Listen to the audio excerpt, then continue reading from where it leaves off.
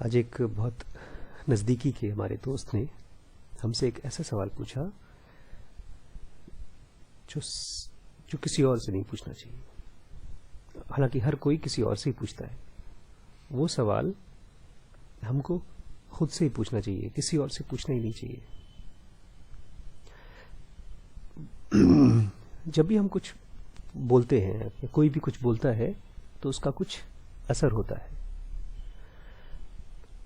और बहुत बार अक्सर वो जो असर होता है वो वैसा असर नहीं होता जैसा वो आदमी चाहता है। जैसे मैं अगर आपको कहता हूं क्यों कितनी पढ़ाई हुई, तो मैं ये चाहता हूं कि आपकी पढ़ाई और हो, आप और मोटिवेटेड हो। लेकिन जब मैं आपसे पूछता हूं कितनी पढ़ाई हुई, तो क्या आप इससे मोटिवेटेड होंगे? हम जब किसी और से उसकी प्रोग्रेस के बारे में पूछताछ करते हैं, ये ऐसा सवाल है जो किसी और से नहीं पूछना चाहिए। ये मैंने मुझसे किसी ने पूछा कि आप डॉक्टर साहब आप वो सब कर रहे हैं जो आपके स्पिरिचुअल प्रोग्रेस के लिए जरूरी है। मैंने जब वो सवाल सुना तो मैं उनको क्या जवाब दूं। मेरे मन में था जवाब कि हाँ मैं ये कर रहा हूं, मैं ये नहीं कर रहा हूं, हम लोग शाम को पढ़ रहे हैं, थोड़ा बहुत ऑब्जर्व कर रहे हैं, जो भी कर रहे हैं, लेकिन दूं क्या मैं जवाब? क्योंकि उस बंदे का क्वेश्चन मैं समझ पा रहा था। वो बंदा मुझसे चाहता था कि आप अगर कम मेहनत कर रहे हैं तो और मेहनत करिए, अगर आपकी इंटेंसिटी कम है तो और इंटेंसिटी बढ़ाइए। लेकिन उस समय का जो वो सेंटेंस था दोहरे तलवार की तरह काम कर रहा था मेरे ऊपर।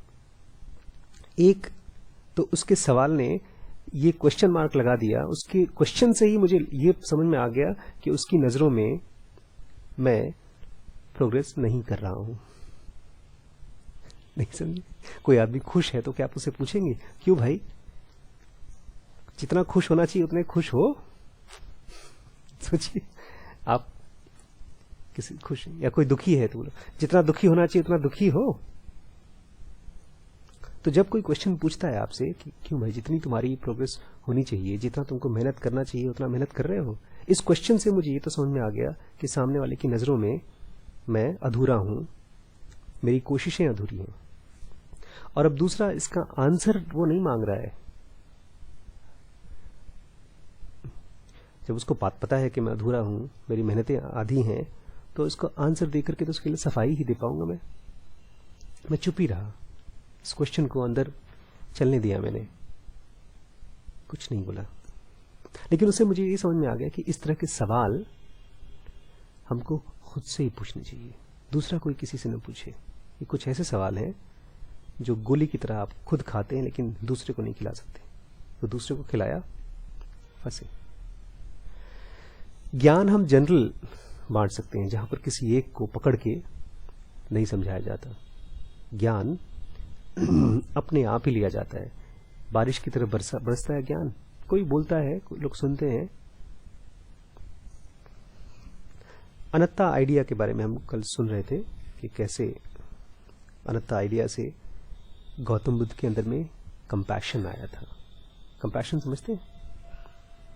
दूसरों के प्रति एक दया की भावना, एक प्रेम की भावना। कह रहे हैं,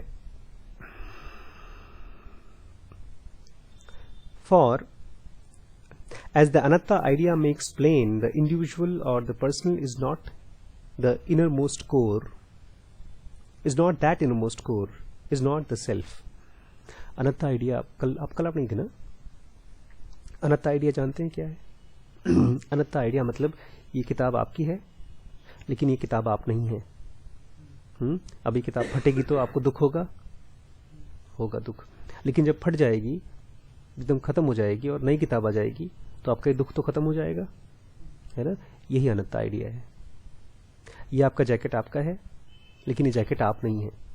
अगर ये फट जाएगी तो आपको परेशानी होगी, हाँ, लेकिन फट जाएगी और नई आ जाएगी तो मम्मी कहेंगी कि बेटा फट जाएगी तो नई आ जाएगी, तो क्या करेंगे आप? कैंची लेके खुद ही फाड़ देंगे उसको। आपका अपना जैकेट, इसके फटने पर आपको दुख होगा, आप उसको खुद ही काटेंगे। ये अनंता आइडिया है कि जो भी चीजें आप के सामने है, जो भी चीजें मरणासन है, जो भी मरने वाली चीजें हैं, खत्म होने वाली चीजें हैं, वो आप नहीं है। वो आपका हो लेकिन आप नहीं है। ये है अनंता आइडिया। आपका वो अनंता मतलब ये मैं नहीं हूं। क्यों? क्योंकि ये मरने वाला है, ये खत्म होने वाला है, ये डिस्ट्रॉय। और ये आइडिया शुरू में आइडिया रहता है, बाद में ज्ञान बन जाता है, अगर इसी के थ्रू दुनिया को देखते हैं आप तो। क्योंकि बहुत बार ऐसा होता है, हमारे जो चीजें हमारी होती हैं वो हमारे से जब छिन जाती हैं, उसके बाद भी हम लोग सालों साल तक रोते रहते हैं, उसको मिस करते रहते हैं। कौन थे वो आशिक जो दारू पीते रह गए? देवदास। वो उनकी नहीं थी, वो खत्म हो चुकी थी, किसी और की बीवी हो चुकी थी, फिर भी रोए पड़े हैं। अगर उनको अनंता आइडिया समझ में आ गया होता तो उन्हें दूसरी शादी कर ली होती। तो ये आइडिया है जिसको आपको मैथमेटिक्स की तरह यूज करना है अपने रोजमर्रा की लाइफ में। इसको गौतम बुद्ध ने यूज करते करते कुछ ऐसा चीज हासिल किया जो हम लोग इमेजिन नहीं कर सकते। अनंता आइडिया ये कहता है एकदम साफ साफ, मेक्स प्लेन, कि हमारा इंडिविजुअल या तो पर्सनल, जो भी चीज हमारा इंडिविजुअल है, हमारा पर्सनल है, वो हमारा सेल्फ है ही नहीं। क्यों? क्योंकि वो खत्म होने वाला है। इसीलिए therefore in reality there is not the contrast between I and you. जब कोर में पर्सनालिटी तो हम सब की, कभी मैं गुस्सा करता हूं, कभी आप गुस्सा करते हैं, आप भी एक बात पर वैसे ही गुस्सा करते हैं जैसे जिस बात पर मैं गुस्सा करता हूं, एकदम सेम टू सेम थॉट्स है, तो हम लोग सेम टू सेम हुए, लेकिन फिर भी कुछ अंतर है। तो जो अंतर है उसको घटा दे। सुपरफिशियली जो भी हम लोगों का सुपरफिशियलिटी है वो हम सब नहीं है, हमारा कोर एक है। तो कोर में आप, यू और आई में कोई कॉन्ट्रास्ट नहीं है, but only different personalities, different complex of 5 groups with which through ignorance we identify ourselves. तो हम अपने आप को शीशे में अपने चमड़ी की वजह से, अपने स्वभाव की वजह से, अपने विचारों की वजह से अलग अलग मानते हैं, अलग अलग देखते हैं। तो क्या are we then one in the very depth of our ultimate beings? तो क्या हम सब एक ही हैं? हम सब कहते हैं ना, हम सब एक हैं, हम सब के अंदर ईश्वर है, ऐसा कहते हैं। तो क्या ऐसा सच है? The Vedanta has answered this question in the affirmative. Vedanta तो बोलता है हाँ, हम सब एक ही हैं। वेदांत कहता है तत् त्वम असि, तुम ही वो हो, तुम्हारे अंदर वो ईश्वर है। Thou art that। लेकिन ये हमारा एक्सपीरियंस नहीं है, इसको मानिएगा मत। वेदांत की चीजों को, अब मैं किसी ने वीडियो भेजा है, उसमें अष्टवक्र की जो गीता है उसमें अष्टवक्र की बातें वो बता रहे हैं आपके महेश्वरी जी। तो जो एक्सपीरियंस अष्टवक्र का है वो अष्टवक्र का एक्सपीरियंस है, हमारा एक्सपीरियंस नहीं है। अगर इसको मिस कर गए, अगर अष्टवक्र का एक्सपीरियंस या वेदांत जो बोल रहे हैं वो ये कह रहे हैं कि हम सब, हमारे अंदर, सबके अंदर ईश्वर है, हम सब एक ही हैं, अगर इसको बोलना शुरू कर दिया तो हम एक्सप्लोर करना बंद कर देंगे, खोजना बंद कर देंगे, और सफरिंग वैसी की वैसी रहेगी। ऊपर से एक चिपकी लग जाएगी ब्रांड की कि वेदांत कहता है हम सब एक हैं, हमारे सबके अंदर ईश्वर है। तो मैं मानता हूं ईश्वर है, लेकिन जब मरेंगे तो फिर से पैदा होंगे आप। जब मरेंगे तो आपके अंदर डर होगा, जीते जी भी आप डरते हुए और रोते हुए जीते जी रहेंगे। अगर आपके अंदर में ईश्वर है तो उसका एक्सपीरियंस क्यों नहीं है? ये किसी और का एक्सपीरियंस है। वेदांत कह रहा है कि तुम ही वो हो। This must remain mayor speculation. ये केवल आपके लिए एक स्पेक्यूलेशन होना चाहिए। स्पेक्यूलेशन मतलब अंदाजा। सही में, क्या सही में हमारे अंदर में वही चीज है जो नीम करोली बाबा के अंदर था, या जो शहर के अंदर था, या बुद्ध के अंदर था, वही चीज हमारे अंदर भी है? एक क्वेश्चन के फॉर्म में रहना चाहिए। For the essence of our nature can not be reached by the way of cognition. क्योंकि अभी हमारा जो कॉग्निशन है उसके जरिए तो हम अपने आप को देख ही नहीं सकते, और वैसे भी नहीं देख सकते, क्योंकि जो कोर है वो तो अजन्मा है। उसको हमने जैसे अभी तक पढ़ा, इतना समझा कि वो डिस्क्राइब कर ही नहीं सकते आप उसको। सेल्फ को कभी आप आंखों से देख ही नहीं सकते। Cognition is directed Holi outwards, क्योंकि हमारी जो आंख, नाक, कान है ये बाहर की तरफ डायरेक्टेड है। On to the world of not self, हर उस चीज पर डायरेक्टेड है हम जो हमारा सेल्फ नहीं है। हर चीज जो फॉरेन की चीज है, बाहर की चीज। The self existent, the atman, the eye bored the activity cavities outwards so that we see outwards. But not into the inner self. जो हमारा जो सेल्फ है उसने बाहर की तरफ कैविटीज बना रखी हैं, गड्ढे बना रखे हैं। हम बाहर की तरफ देख सकते हैं खूब बारीकी से, लेकिन अपने अंदर झांकना हमारे लिए मुमकिन नहीं है। The Buddha, in complete conformity with things as they are, had to restrict himself to ascertaining what is not the self, and so he acknowledged only the concept of the not self and not the self. Buddha बहुत precise थे। बुद्धा ने वेदों की तरह ऐसा generalise करके नहीं बोला, हाँ हाँ कोई बात नहीं, हम सब एक ही हैं, हम सब के अंदर आत्मा है। एक गरीब को देखा तो उसको भी बोला तुम्हारे अंदर भी आत्मा है, ऐसा नहीं बोला उन्होंने। एकदम मैथमेटिशियन थे, एकदम एक एक पॉइंट दर पॉइंट उनके शब्दों में उन्होंने कहा हाँ हाँ मुझे पता है, मैं खाली इतना बता सकता हूं कि मैं क्या चीज नहीं हूं। उन्होंने कभी अपने कोर के बारे में कहा ही नहीं कि वो क्या है। वो हमेशा खाली यही बोलते रहे कि मैं क्या क्या नहीं हूं, मैं जानता हूं, मेरी पर्सनैलिटी मैं नहीं हूं, मेरे थॉट्स मैं नहीं हूं, ऐसा उन्होंने बोला। सेल्फ के बारे में बात ही नहीं किया, not that of the self. This brought him, और ऐसा उन्होंने काफी सालों तक किया। जहां पर भी दुख, जहां पर भी तकलीफ, जहां पर भी लालच रहा, उन्होंने उसको किया। जरा सा डिस्टर्बेंस आया होगा मन में, कहीं लालच जरा सा आया होगा, तो उनको मालूम पड़ गया होगा ये मैं नहीं हूं। हमको जब लालच आता है तो क्या करते हैं, अरे सर प्लीज। इसको ऐसा मत मानिए कि कोई जजमेंट दे रहा है, कि कोई आपको खराब बोल रहा है। एक गाना सुनते हैं, कोई गाना सुनते हैं तो आपके मन में आपके पैर थिरकते हैं। किसी को गाना सुन के पैर नहीं थिरकता, ठीक है। तो एक रिस्पॉन्स था, हमारे मन में एक थॉट आया, एक डिजायर आया, तो हमको लगा कि चलो उसको पूरा कर लेते हैं। हमारे मन में तो आया, लेकिन बुद्धा के मन में जब एक थॉट आया तो उनको ये आया कि देखो थॉट है, एक डिजायर है, अगर ये पूरा कर लिया तो फ्रस्ट्रेशन है, पूरा नहीं किया तो भी फ्रस्ट्रेशन है, और इतना कहकर उसको साइड रख दिया। तो इसलिए कम से कम जरूरतें उन्होंने रखी। तो उनको क्या मिला? This brought him to the realization that his personality, neither in whole nor in part, was not his self. उनको ये क्लियर हो गया पूरी तरह से कि उनका पर्सनालिटी, उनकी अपनी जो शरीर है, उनका जो नेचर है, चाहे वो आधा चाहे पूरा, उनका अपना सेल्फ नहीं है। लेकिन but because he recognized that his personality was not is no sense of his self, all the limitation imposed by his personality were broken down. जब पता है क्या होता है, कल हम लोग पढ़ रहे थे, महाजन अंकल ने इसको शेयर भी किया है, कि हमारी पर्सनालिटी, जैसे आप अपने आप को शीशे में देखते हैं, तो ये पर्सनालिटी हमारे थॉट्स पर इतनी हावी हो जाती है कि हम इसी के थ्रू सोचते हैं। अनंता आइडिया इसलिए बड़ा मुश्किल है हम लोगों को सोच पाना।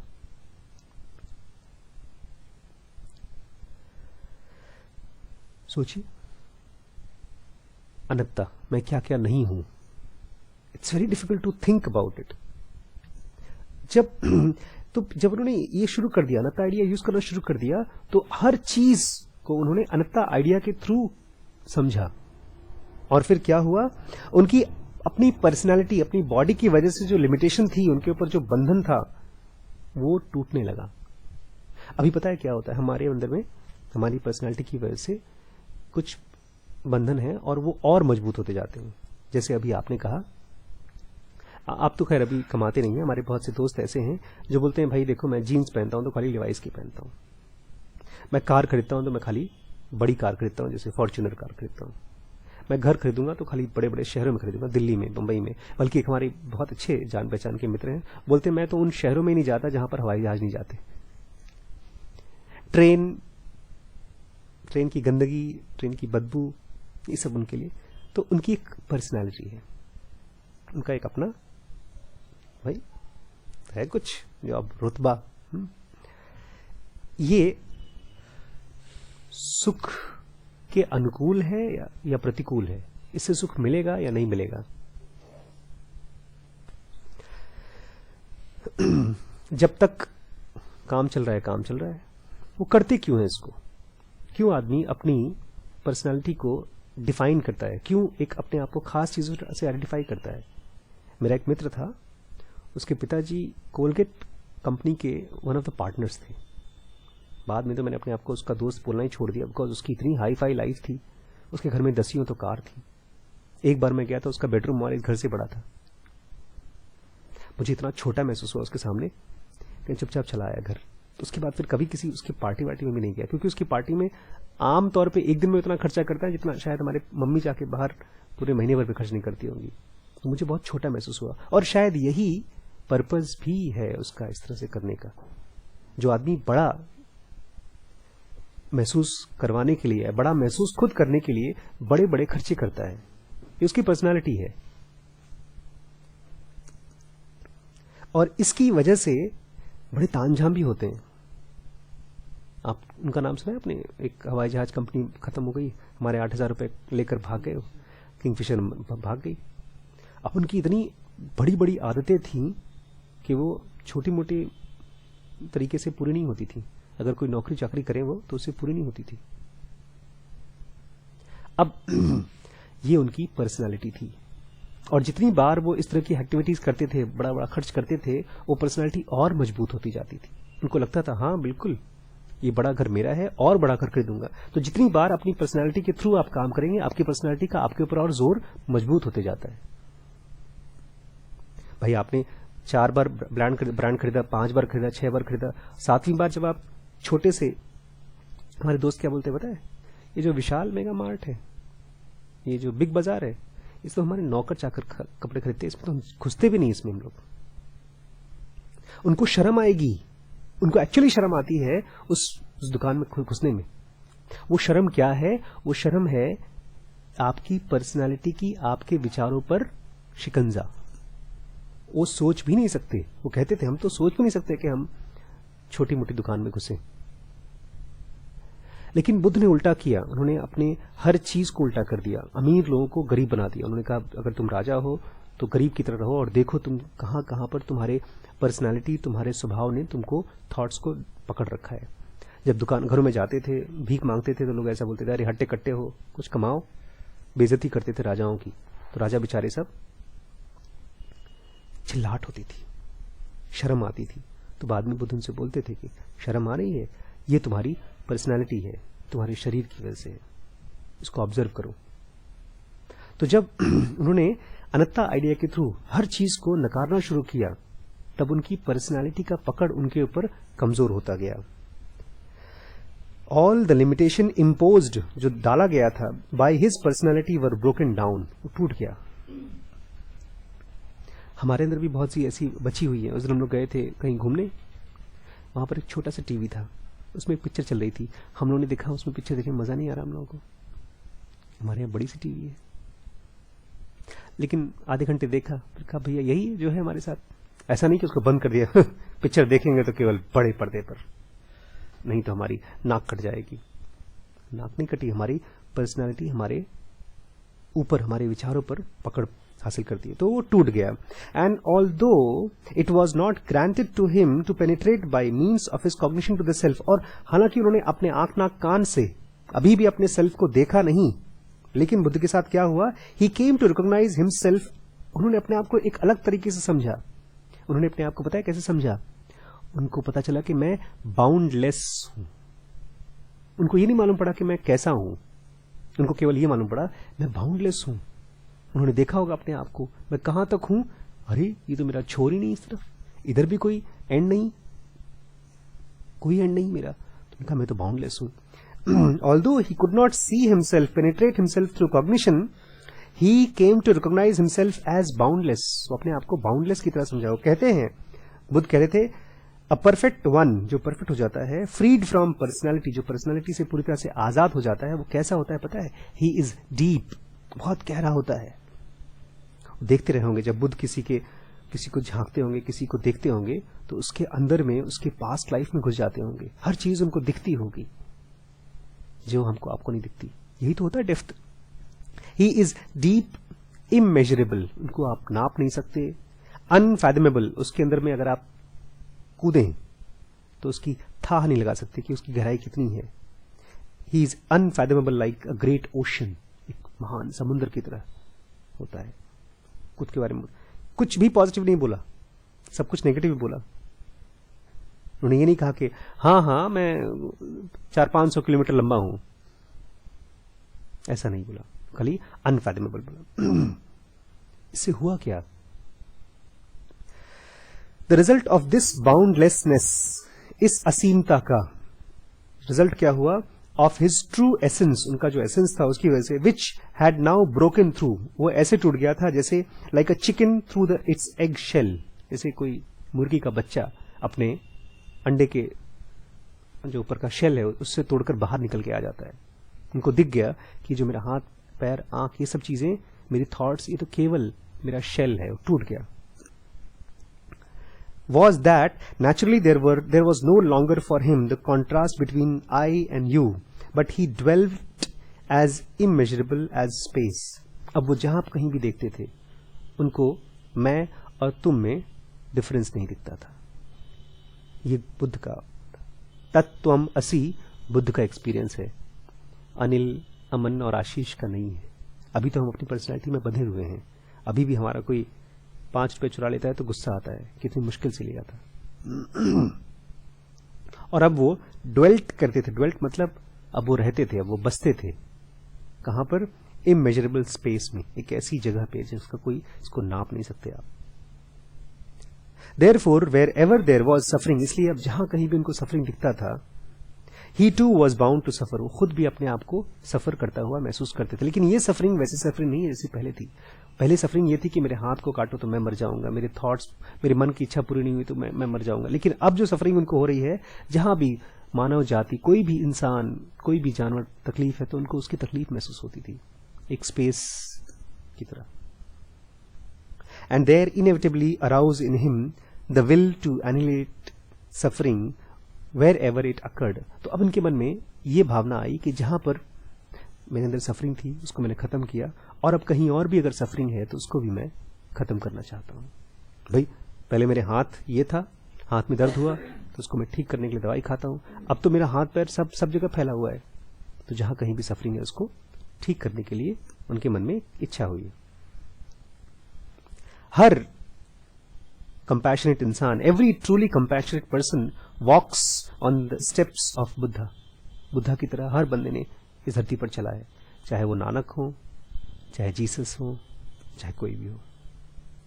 But instinctively and he no longer identifies himself simply with his personality. और इस तरह के लोग अपने आप को केवल अपनी पर्सनैलिटी से आइडेंटिफाई नहीं करते, अपने बॉडी से और अपने हाव भाव से, लेकिन इंस्टिंक्टिवली अपने अंदर में वो जानते हैं, अपने आप ही they divine the illusory nature of the limits of his personality. और जो उनका शरीर और जो मन का जो नेचर है, जो झूठ है, उसको डिवाइन कर देते हैं। डिवाइन वर्ड अभी हम जानते नहीं है, खाली शब्दों में सुना है। और प्लीज मैं आपसे रिक्वेस्ट करूंगा, मत खोइए उसमें जो पहले पढ़ा होगा कि डिवाइन मतलब ये, डिवाइन मतलब दानवीर। दानवीर तो कर्ण था जिसने अपना सब कुछ त्याग दिया लेकिन गलत का साथ दिया। तो कोई क्वालिटी डिवाइन नहीं होती। डिवाइन मतलब क्या, वी डोंट नो। दस ही इज ऑलरेडी नंबर्ड। अब उसकी गिनती कहां होती है पता है? बुद्ध की गिनती होती है amongst the good in contrast to the egoist who are the bad. अब कुछ गिने चुने जो अच्छे धरती पर लोग हुए हैं उसमें गिनती हो जाती है बुद्ध जैसे लोगों की। और इसके बदले में सामने दूसरे कौन से लोग होते हैं? ईगोइस्ट, अहंकारी, जो एक तरह से बैड हैं। इस तरह के दो लोगों के बीच में, between these two classes of person exist an immeasurable gulf. बहुत बड़ा गैप है उनकी अच्छाई में और उनकी बुराई में, बहुत बड़ा गैप है। कहते हैं डिस्टेंट आर द क्लाउड्स, आपसे बहुत दूर वो है क्लाउड्स, बादल। Distant are the valleys of the earth, खूब दूर दूर पहाड़, और वैली मतलब घाटियां हैं बहुत दूर दूर। Far from the ocean is the other shore, इस किनारे से दूसरा किनारा कितना दूर है। Yet further still than these they say are the good and the bad kinds of men, लेकिन इससे भी दूर दूर होते हैं अच्छे और बुरे इंसान। इनका कोई ऐसा नहीं, जो ये मत बोलिएगा कि सर ठीक है उसके अंदर में कुछ अच्छाइयां कुछ बुराइयां भी तो हैं, कोई भी जोड़ नहीं है दोनों में। इसलिए ये कहना कि अरे हर इंसान में अच्छाई होती है, हर इंसान में बुराई होती है, भगवान, बुराइयां तो भगवान में भी होती है, ये सब कहने के तरीके हैं ताकि हम अपने आप को वैसे ही बना रखें जैसा हम हैं। लेकिन ये भी कहने का मतलब नहीं है कि अपने आप को अच्छा बनाओ। ये सच है कि बहुत बड़ा गैप है। जब इस तरह से बुद्ध के साथ हुआ तो क्या हुआ पता है? For the Buddha the problem of liberating himself from suffering became equated with the problem of liberating the entire world. खुद को तो लिबरेट करना था, ये पहले प्रॉब्लम थी। अब उनकी नई प्रॉब्लम हो गई कि मैं दुनिया को कैसे लिबरेट कर दूं, कैसे सबको आजाद कर दूं। इसलिए नहीं कृष्णमूर्ति बोलते रहे, for next 80 years I am only talking to liberate, सबको आजाद करने के लिए। उन्होंने डिक्लेयर किया, बुद्ध ने डिक्लेयर किया, I then looked upon the world with a Buddha's eyes. उन्होंने बुद्ध की आंखों से दुनिया को देखा। उनको क्या दिखा जब दुनिया को देखा? एंड आई सॉ बीइंग्स, मैंने ऐसे लोगों को देखा, ऐसे जीवों को देखा, ऑफ अ नोबल नेचर, जिनका स्वभाव बड़ा नोबल था, अच्छा था, end of a common nature, एक आम स्वभाव के नेचर का इंसान। शार्प विटेड, बहुत तेज तर्रार बुद्धिमान लोगों को देखा मैंने, एंड डल विटेड, कमजोर लोगों को देखा जो समझदार नहीं है, बेवकूफ थे। हाईली गिफ्टेड, बहुत टैलेंटेड लोगों को देखा मैंने, एंड पुअरली एंडोर्ड, बेचारे बहुत अनटैलेंटेड लोगों को भी देखा जिनके पास कोई हुनर नहीं था। क्विक ऑफ कॉम्प्रिहेंशन, ऐसे लोगों को भी देखा जिनको बताओ और खट से समझ जाते हैं। एंड डल ऑफ अंडरस्टैंडिंग, और ऐसे लोगों को भी देखा जिनको समझाओ और उनको समझ में नहीं आता, बार बार बताओगे तब भी। And those who think it dangerous to speak in the glowing terms of another world, और ऐसे लोगों को भी देखा जो दूसरी दुनिया के बारे में सजे धजे शब्दों में नहीं बताना चाहिए। ऐसे भी लोग थे जो बोलते थे नहीं, दूसरी दुनिया के बारे में बात नहीं करना चाहिए। अब इनमें से किसको हेल्प करें? वो ढेर सारे लोग अलग अलग टाइप के। आज मैं स्कूल गया था 11th के एक बच्चे को फादर ने मुझसे कहा था मिलो। एक क्वेश्चन मैं आपसे पूछना चाहता हूं, मैं अपने आप से पूछ रहा था। वो बच्चा फेलियर है, एक बार फेल हो चुका है क्लास में, रिपीट कर रहा है। फादर ने मुझसे कहा कि उससे मिलो, उसको हेल्प करो। एज ए काउंसलर मैंने उसको काउंसल किया। ठीक, आपको क्या लगता है एक बार में किसी बंदे को कुछ समझाओ तो उससे उसको कुछ फर्क पड़ेगा? कोई बच्चा फेल होता है क्लास में, 4-5 सब्जेक्ट पे फेल होता है, नहीं, कोई फर्क नहीं पड़ने वाला। 0 फर्क पड़ेगा, बिल्कुल फर्क नहीं पड़ेगा। क्या उसके नंबर में 1% की बढ़ोतरी होगी मेरे समझाने से? हो सकता है ना भी हो। जहां पर न की पॉसिबिलिटी है और 1-8% की बात है तो 0 ही मान के चलिए, कोई फर्क नहीं पड़ने वाला। तो मैंने उसको जाकर थोड़ी बहुत बातचीत की, एक तरह की फॉर्मेलिटी अदा की। अब मुझे पता है कि मेरे काउंसिल करने से उसको कोई फर्क नहीं पड़ने वाला, तो फिर मैं उसको काउंसिल क्यों करूं? मैं उसको क्यों बात करूं? मेरे मन में इसका आंसर भी आया। मैं इसलिए काउंसिल करूं क्योंकि मैं उससे चेंज नहीं चाहता जिस तरह से फादर चाहते हैं।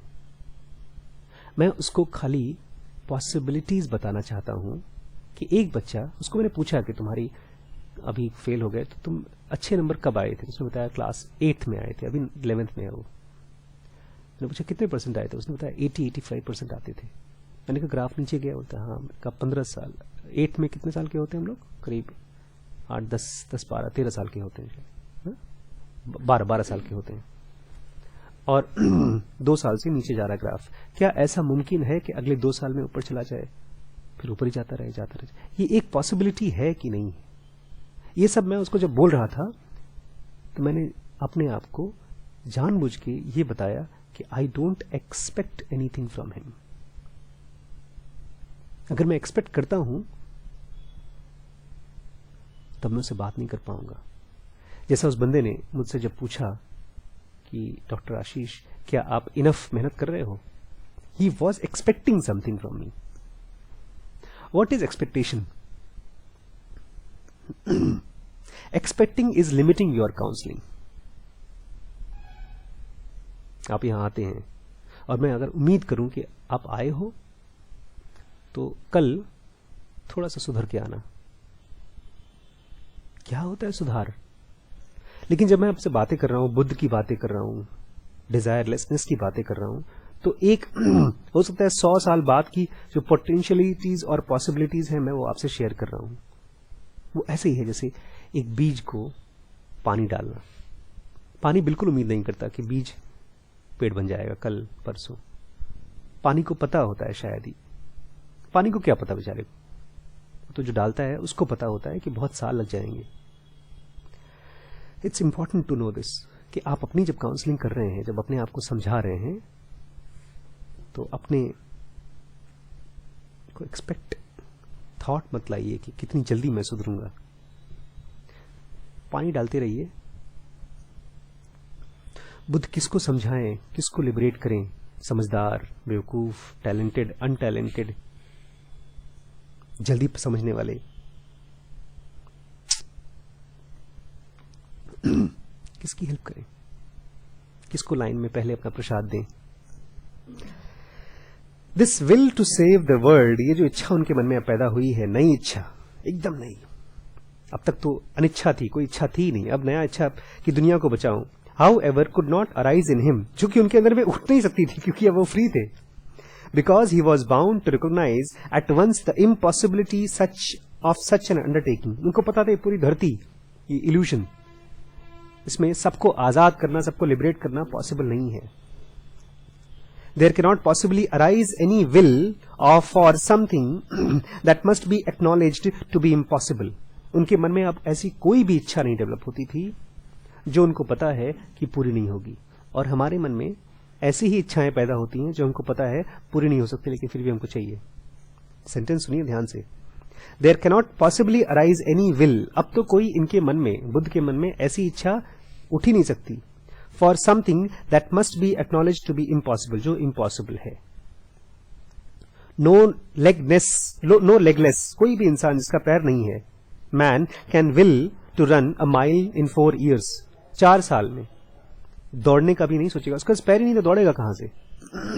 ऐसे ही much less can he will to run a mile in less than 4 minutes, 4 साल तो क्या 4 मिनट में भी दौड़ने का नहीं सोचेगा कोई जिसका पैर नहीं है। तो कोई इम्पॉसिबल चीज बुद्ध सोचते नहीं थे। But Buddha who always addressed himself to the possible, वो अपने आप को वही बताते थे करने के लिए जो पॉसिबल है। Was left with the problem of satisfying his ardent wish, उनके मन में एक विश आई है जिसको सेटिस्फाई करना चाहते थे। Born of his boundless compassion, उनके अंदर में जो करुणा आई है उससे। To annihilate all suffering in the world, दुनिया में जितनी सफरिंग है उसको खत्म कर दूं, लेकिन कितनी? In so far as that was possible. नहीं समझे? सुना नहीं ना? वो दुनिया में सफरिंग खत्म कर सकते थे, लेकिन in so far as that was possible, जितना वो खत्म कर सकें। जब हम पढ़ते हैं ना, हमारी साइकोलॉजी कैसे काम करती है। अरे यार कम है, कल कर लेंगे, एग्जाम में बहुत नहीं आएगा। फिर जब लास्ट डे होता है एग्जाम का मतलब कल एग्जाम है, तब बहुत है यार, छोड़ो। लेकिन बुद्ध बोलते हैं बहुत है, इम्पॉसिबल है, लेकिन मैं उतना करूंगा जितना मुमकिन है। इन so far it is possible. पूरी दुनिया को आजाद नहीं करना चाहते, जितना मुमकिन है उतना। As this wish appeared to be justified, अब ये सही लगता है, पूरा नहीं करना है, जितना हो सकेगा उतना। It could only be satisfied by being actually fulfilled. अब ठीक है, अगर पॉसिबल, जितना पॉसिबल है, देखें क्या हो सकता है। The Buddha fulfilled it because during his lifetime he showed infinite kindness to all lives and breaths. उन्होंने जितने भी जीव जंतु थे सबको उन्होंने काइंडनेस दिखाया। ये तो हो सकता था, इतना तो हो ही सकता था उनसे। पूरी दुनिया को आजाद नहीं कर सकते थे, सबको एनलाइट नहीं कर सकते थे, लेकिन सबको दया तो दिखा ही सकते थे। He thus did all that was possible for him to do. उन्होंने सब कुछ किया जो उनके लिए पॉसिबल था। He satisfied his wish to eliminate the world's suffering to the limits of the possible. जितना पॉसिबल हो सका उतना ही मैं अपने आप को लिमिट किया। बियॉन्ड दैट, उसके बियॉन्ड क्या था? Obviously he could not go, उसके बियॉन्ड नहीं जा सकते थे। The Buddha achieved the state in which there is no desire and in which there is complete freedom from suffering. एक स्टेट तो उन्होंने पहले खुद हासिल किया, इसमें कोई डिजायर नहीं होती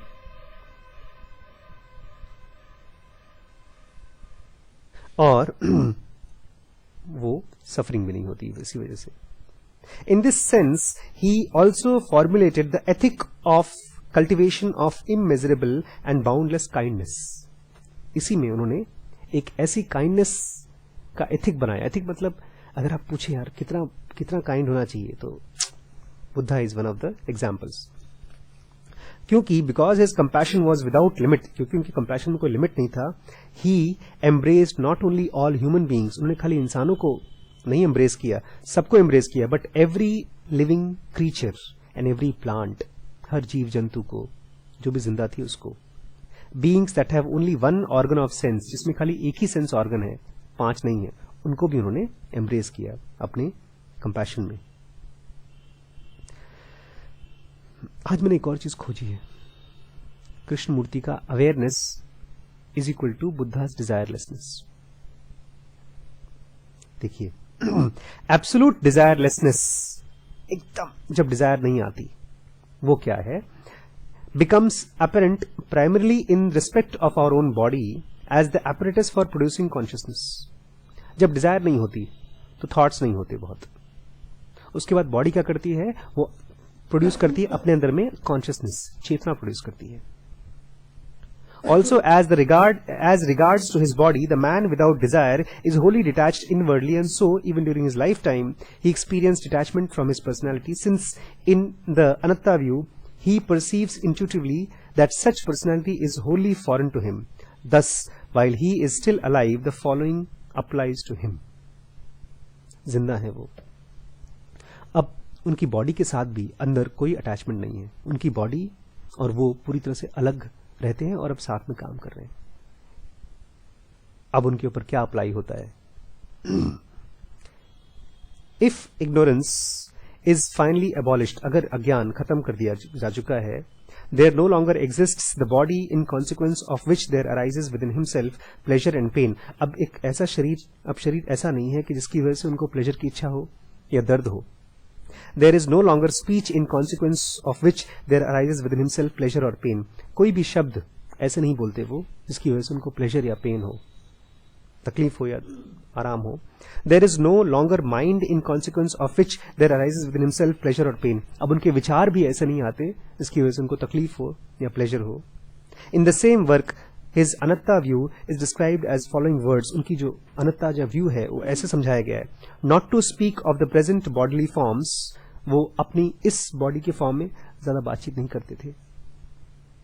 The past ones were perishable, और जो पुरानी थी, पिछले जन्म की बॉडीज जो थी वो खत्म हो चुकी हैं। Brought suffering, उससे सफरिंग आ चुकी है। Were not the self, और वो हमारा सेल्फ, मेरा सेल्फ नहीं है। And the future ones will be perishable, और दुनिया में अगर फ्यूचर में कोई बॉडी आएगी तो वो भी पेरिशेबल रहेगी, वो भी मर जाएगी और उससे भी सफरिंग आएगी, इसलिए वो भी मेरा सेल्फ नहीं है, वो भी मैं नहीं हूं।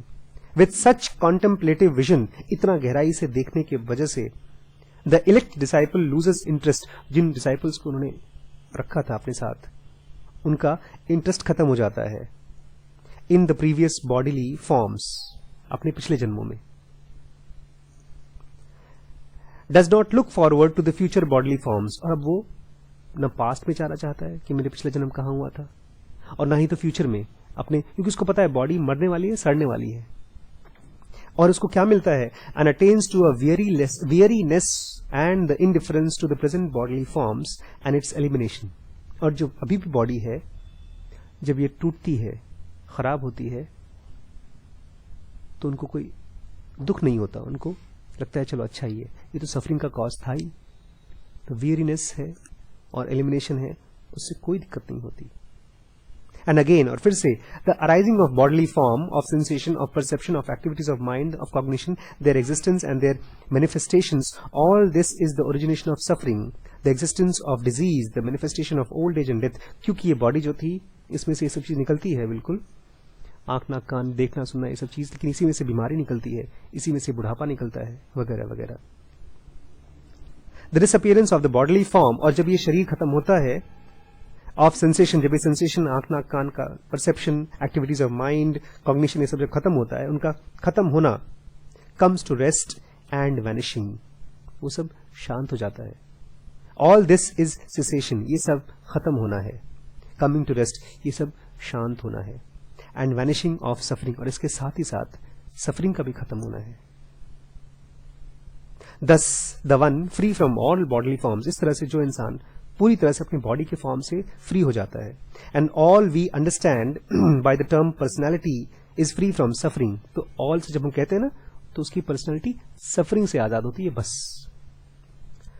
इसके साथ और क्या खत्म होता है? Disappearance of the thirsting will is attend, जो प्यास थी वो भी खत्म हो जाती है। The message of the awakened one is fulfilled. और इस तरह से जो मैसेज फुलफिल्ड वन जो बुद्धा दे रहे थे पूरा हो जाता है। Freedom from suffering is of course purely negative. ये जो एक्सपीरियंस, इसका एक्सपीरियंस पॉजिटिव नहीं होता। इसको इमेजिन मत करिए बिल्कुल प्लीज कि कैसा होता होगा।